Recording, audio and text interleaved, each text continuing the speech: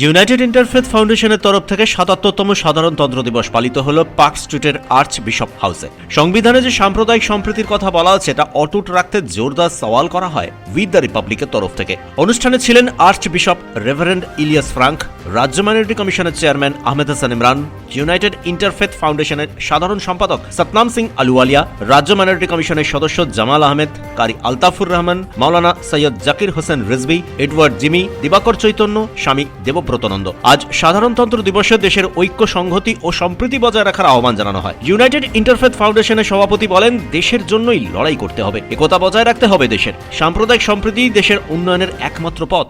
And we all are sons and daughters of this nation. I think I could call you all brothers and sisters of our nation, right? Rather than using other terms, I would call you today brothers and sisters. And we have come here on a Republic Day also to stand united for our country. Stand united for our country. Stand for the values of our country.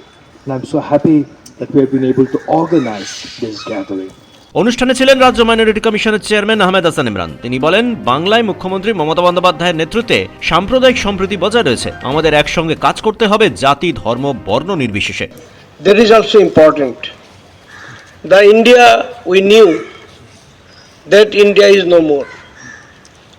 The West Bengal is an island, and we are thankful to. I am not speaking as a party man, because our minority commission is apolitical. But let me thank our Chief Minister Mamata Banerjee. She is trying to make West Bengal, at least West Bengal, a secular state.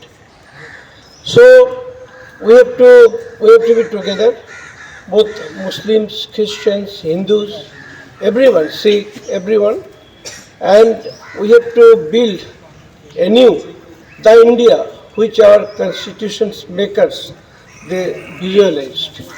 So there is no more things. We will work together.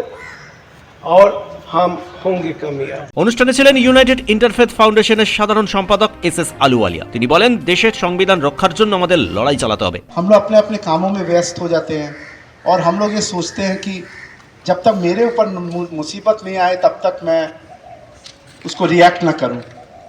अगर मेरे कोई भाई, मेरी बहन के ऊपर में अगर मुसीबत आती है, वो चाहे कोई भी धर्म का हो, कोई भी फेथ का हो, हम लोग को इकट्ठे मिल के उसका विरोध करना है। ৭৭তম সাধারণতন্ত্র দিবসে শপথ নেওয়া হলো একসঙ্গে লড়াই করতে হবে, জাতি ধর্ম নির্বিশেষে আক্রমণ হলে রুখে দাঁড়াতে হবে। খালিদুর রহিমের রিপোর্ট, পূবের কলম ডিজিটাল।